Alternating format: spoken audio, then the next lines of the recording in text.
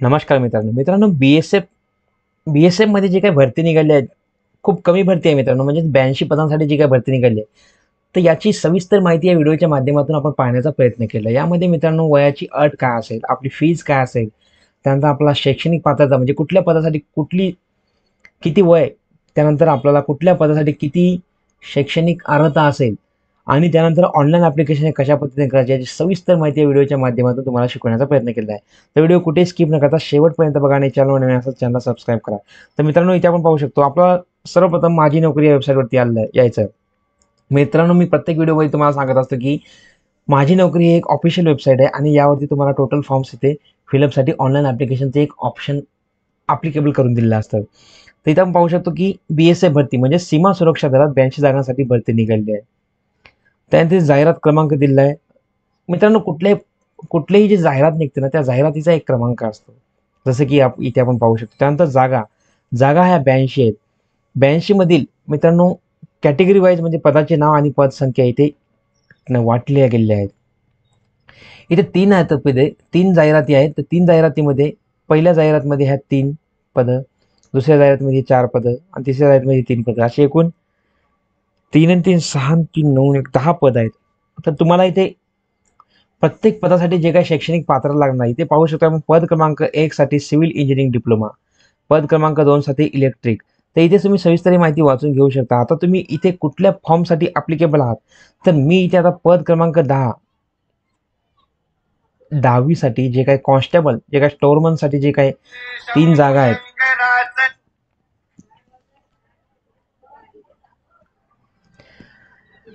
त्यानंतर इथे वयाची अट जर पाहायला गेलं मित्रांनो तर 15 एप्रिल 2024 रोजी हे वय पद क्रमांक 10 साठी 20 ते 25 वर्ष पाहिजे आणि SC ST साठी 5 वर्ष सूट आणि OBC साठी 3 वर्ष सूट मिळेल. इथे आपण पदानुसार वयाची अर्हता पाहू शकतो. इथे पद 1 ते 2 साठी 30 वर्ष, 3 ते 7 साठी 18 ते 25 वर्ष, पद क्रमांक 8 ते 9 साठी 28 वर्ष आणि पद क्रमांक 10 साठी 20 ते 25 वर्ष आहे. त्यानंतर या नोकरीचे ठिकाण जे आहे हे संपूर्ण भारत आहे. SC ST साठी फी नाही आहे मित्रांनो, पण जनरल OBC साठी हे 100 रुपये फीज इथे अवेलेबल आहे. तर इथे आपण पाहू शकतो की ऑनलाईन अर्ज करण्याची शेवट तारीख आहे 15 एप्रिल, म्हणजे 15 एप्रिल रात्री 12 वाजेपर्यंत.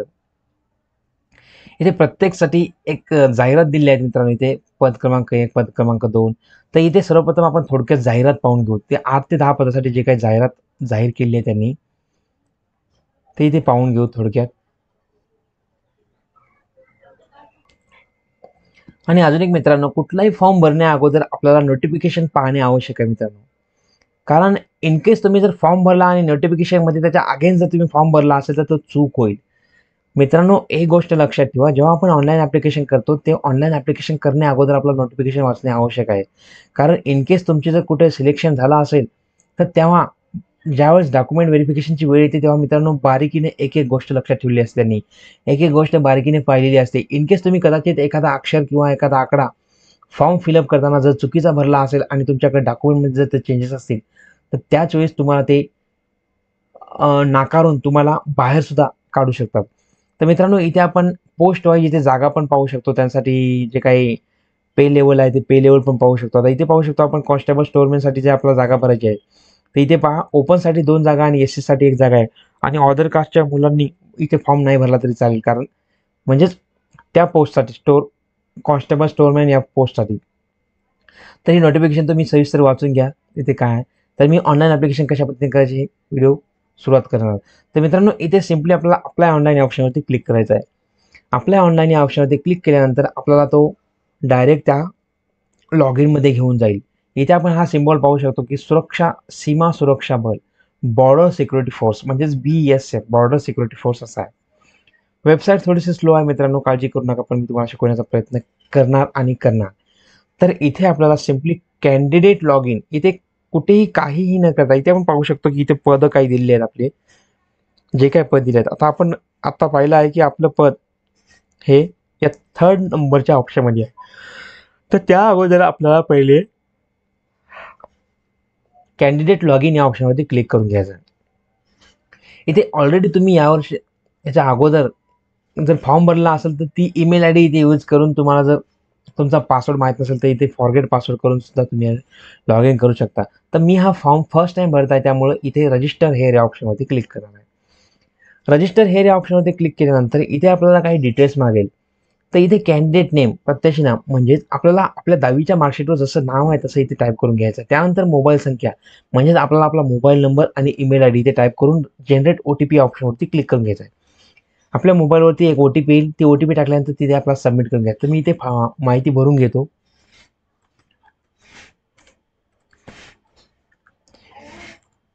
इथे मित्रांनो आपण पाहू शकतो की ऑटोमॅटिक आपल्याला इथे कॅपिटल झालेलं दिसतंय.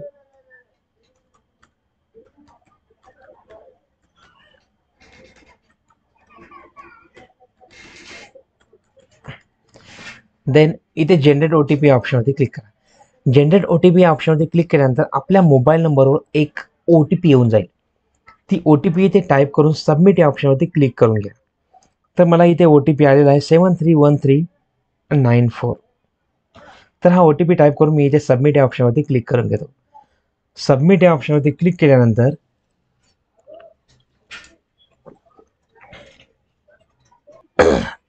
इथे आपल्याला काय माहिती विचारली आहे. इथे एक आपल्याला ID कार्ड म्हणजेच आधार कार्ड घ्यायचं आहे आणि इथे आधार कार्ड नंबर टाईप करायचा आहे. किंवा मध्ये पण आहे मित्रांनो, इथे मध्ये आहे. किंवा इथे आपण पॅन कार्ड, आधार कार्ड, पासपोर्ट, ड्रायव्हिंग लायसन, आधार इथे पण घेऊ शकतो. ठीक आहे. त्यानंतर इथे आपला डेट ऑफ बर्थ टाकायची आहे. इथे ऑटोमॅटिकली येऊन जाईल आपली. तर हे सांगण्यापेक्षा मी डायरेक्ट टाईप करून देतो मित्रांनो.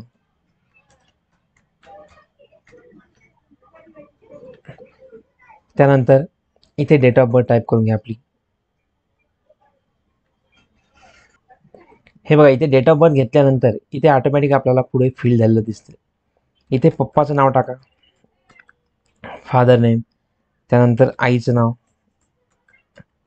देन इथे आपल्या शरीरावर म्हणजेच परमनंट आयडेंटिफिकेशन मार्क इथे नो मार्क करून टाका. इन केस तुमच्या शरीरावर जर काही मार्क, तीळ वगैरे असेल तर इथे मोल ऑन तुमच्या हँडवर असेल, हातावर असेल, पायावर असेल, पाठीवर असेल, मानावर असेल, जिथे कुठे असेल तर मी इथे मोल ऑन राईट हँड हे टाईप करून घेतो. म्हणजेच माझ्या उजव्या हातावर एक तीळ आहे. त्यानंतर इथे जेंडर सिलेक्ट करून घ्या. Marital status unmarried. मॅरिड केलं तरी चालेल मित्रांनो, जसं तुमचं आहे तसं टाका. नाही तर मी मॅरिड अनमॅरिड करतात तेच तुम्ही कॉपी करसाल. तेवढे तुम्ही हुशार आहात मित्रांनो, काही सांगण्याची आवश्यकता नाही. त्यानंतर do you have domicile certificate? Yes. कुठल्या राज्यातून? महाराष्ट्र राज्य. ओके. इथे सर्टिफिकेट नंबर टाईप करून घ्या. 4086222584. ठीक आहे. त्यानंतर इथे रिलिजन हिंदू. कॅटेगरी इथे तुम्हाला जे काही कॅटेगरी घ्यायची, इथे SC कास्ट मी घेतो. इथे SC कास्ट घेतल्यानंतर इथे सर्टिफिकेट नंबर टाकायचा 408625. त्यानंतर इथे कुठल्या राज्यातून केली आहे? कास्ट महाराष्ट्र. देन इथे यवतमाळ. इथे इथे टाईप आपण पाहू शकतो की इथे तुमचं सिलेक्ट मोड म्हणजेच भरती का तरीका इथे काय आहे का, म्हणजे एक्स सर्व्हिसमॅन वगैरे, डायरेक्ट एंट्री. त्यानंतर इथे सर्टिफिकेट इश्यू. सर्टिफिकेट इश्यू कोण आहे? डेप्युटी तहसीलदार. ओके. त्यानंतर इथे इश्यूइंग डेट, कास्ट कुठल्या तारखेत तुम्ही काढलेली आहे तारीख इथे. आता मी लेटेस्टमध्ये कास्ट काढली आहे मित्रांनो, डिसेंबर 14 तर mode direct entry, ex serviceman, government employ, BSF department, no. इथे काही नाही मित्रांनो. देन आता आर यू म्हणजे तुम्ही अपंग आहात का? नाही. Then ex serviceman, no. विभागीय म्हणजे कुठल्या खात्यात आहात का? नाही. सेव्ह अँड नेक्स्ट ऑप्शनवरती क्लिक करा. सेव्ह अँड नेक्स्ट ऑप्शनवरती क्लिक करण्या अगोदर इथे आपल्याला मोड एक घ्यावंच लागणार आहे मित्रांनो. तर इथे आपण BSF डिपार्टमेंट भरती का तरीका जे आहे ते BSF डिपार्टमेंट घेणार आहोत. त्यानंतर इथे ऑप्शनवर क्लिक केल्यानंतर इथे खाली काही माहिती भरायची राहिली आहे मित्रांनो.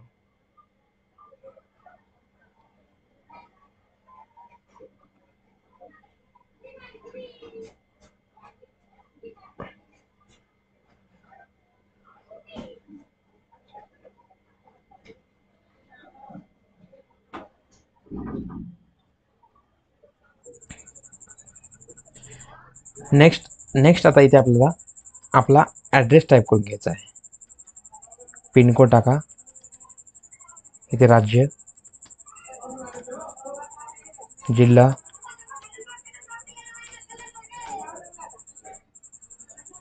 इथे गावाचं नाव, police station, post office, post office हे गावातच आहे, तहसील उमरखेड, सेम ॲड्रेस हा सेम असल्यामुळे इथे टिक करून सेव्ह अँड नेक्स्ट ऑप्शनवरती क्लिक करा. सेव्ह अँड नेक्स्ट ऑप्शनवरती क्लिक करा. NCC आहे का? नो. क्या आपके पास खेल संबंधित कोई प्रमाणपत्र आहे? नाही. आपली हाईट किती आहे? In centimetre. चेस्ट, वजन 60 किलो. क्रिमिनल केस किंवा काही गुजरात वगैरे आहे का? सेव्ह अँड नेक्स्ट ऑप्शनवरती क्लिक करा. त्याने तिथे क्वालिफिकेशन आपली 10वी झाली आहे. ओके. Certificate number 13/25/45. वर्ष कोणत्या साली झाली? 2016मध्ये 10वी झाली आहे. State Maharashtra. Board state board. Add, इथे ॲड करा आणि नेक्स्ट ऑप्शनवरती क्लिक करा. ते नेक्स्ट ऑप्शनवरती क्लिक केल्यानंतर क्या आप सेवारत म्हणजे आर यू एम्प्लॉय? नो. ते नोवर सेव्ह करून येस सेव्ह करा. त्यानंतर इथे आपला फोटो, सिग्नेचर आणि 10वीची मार्कशीट इथे अपलोड करून घ्यायची आहे. मित्रांनो एवढं लक्षात ठेवा, फोटोची साईज आहे 30 ते 100 KB, साईन ही 50 KB, आणि जे काही डॉक्युमेंट आपण अपलोड करतो ते डॉक्युमेंट आपल्याला 30 ते 100 KB आतमध्ये, ते पण JPG किंवा PNG किंवा PDF या फॉर्मॅटमध्ये ओनली करून घ्यायचे आहे. तर मी ते डॉक्युमेंट अपलोड करून घेतो. इथे सेव्ह अँड नेक्स्ट ऑप्शनवरती क्लिक केल्यानंतर इथे आपण पाहू शकतो की प्रोफाईल ही 100% कंप्लीट झालेली आहे. आता इथे आपण पाहू शकतो की इथे रिक्वायरमेंट ओपनिंग, इथे आपला रिक्वायरमेंट जे काय ओपनिंग आहेत तर यावरती क्लिक करून आपल्याला लास्ट ऑप्शनवरती आपला हे ऑप्शनवरती क्लिक करायचं आहे. तर इथे आपल्याला आपलं पोस्ट निवडायचं आहे. आपला कुठल्या पोस्टसाठी? आता इथे आपण कॉन्स्टेबल स्टोअरमॅन या ऑप्शनसाठी क्लिक करतोय. त्यानंतर matriculation pass with science are requirement, yes. म्हणजे सायन्समधून किंवा रिक्वायरमेंट बोर्डातून पास झाले आहे का? येस. त्यानंतर must have 2 years working experience, yes. Working knowledge in computer or having prefer. त्यानंतर इथे फिजिकल जे काय आहे जनरल. त्यानंतर हाईट आली आपली इथं. त्यानंतर इथे अपलोड क्वालिफिकेशन सर्टिफिकेट आणि अपलोड एक्सपिरियन्स सर्टिफिकेट. तर इथे 2 सर्टिफिकेट आपल्याला अपलोड करायचे. जो काय आपल्याजवळ 2 वर्षाचा जो एक्सपिरियन्स आहे, जो काय आपण काम केलं आहे, ते एक्सपिरियन्स लेटर आपल्याला इथे अपलोड करायचं आहे. तर इथे मी दोन्ही अपलोड करून घेतो. तर मी इथे PDF स्वरूपात इथे दोन्ही डॉक्युमेंट अपलोड केले आहेत. And save and next. Chest without stretch, okay. हेच राहिलं मित्रांनो. इथे छाती,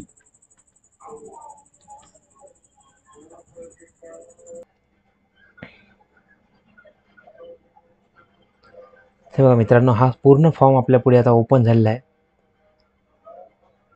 इथे आपण स्क्रोल डाऊन करून संपूर्ण माहिती पाहू शकतो. इथे पाहिल्यानंतर इथे आपल्याला खाली आल्यानंतर इथे सर्व डॉक्युमेंट आपण अपलोड केल्यानंतर इथे प्लेस, आपला जो काही प्लेस आहे तो प्लेस इथे टाईप करून आपल्याला आपला जो काही केंद्र आहे, जो काही पेपर, जो काही सेंटर आपला निवडायचा आहे, तो आपल्याला जवळचं एक सेंटर निवडायचं आहे आपल्याला. तर मी इथे दिल्ली निवडतो. देन आता इथे आपल्याला ₹47.20 पेमेंट करायचं आहे. तर पे नाव या ऑप्शनवरती क्लिक करा. पे नाव या ऑप्शनवरती क्लिक केल्यानंतर ॲग्री अँड पे या ऑप्शनवरती क्लिक करा. तर मित्रांनो इथे आपण credit card, debit card, net banking किंवा वॉलेटच्या आधारे इथे आपण सिम्पली ₹47.20 पेमेंट करू शकतो. इथे मेक पेमेंट या ऑप्शनवरती करून इथे पेमेंट करून घ्या. आपलं पेमेंट झाल्यानंतर मित्रांनो आपल्या पुढे एक प्रिंट ओपन होईल. ती प्रिंट आपल्या कम्प्युटर किंवा लॅपटॉपमध्ये सेव्ह करून ठेवा. आणि जो काही युजर आय डी आणि पासवर्ड आपल्या मेलला जो पाठवलेला आहे तो मेल आय डी आणि पासवर्ड त्याची प्रिंट काढून, म्हणजेच जे ॲप्लिकेशन आपण भरलं त्या ॲप्लिकेशनची प्रिंट काढून तिथे त्यावरती युजर आय डी पासवर्ड लिहून ठेवा. म्हणजे जेणेकरून आपला ज्यावेळेस हॉल तिकीट येईल तेव्हा हा युजर आय डी पासवर्ड टाकून आपल्याला आपला ॲडमिट कार्ड काढून पेपरला जाता येईल. त्यावेळेस काही फॉरगेट ऑप्शन वगैरे काही ऑप्शन यूज करण्याची आवश्यकता पडणार नाही. तर आशा करतो मित्रांनो व्हिडिओ आवडला असेल नक्की लाईक करा, शेअर करा, सबस्क्राईब करा. म्हणजे असेच आमचे नवीन व्हिडिओ तुमच्यापर्यंत पोहोचत राहतील. जय हिंद, जय महाराष्ट्र.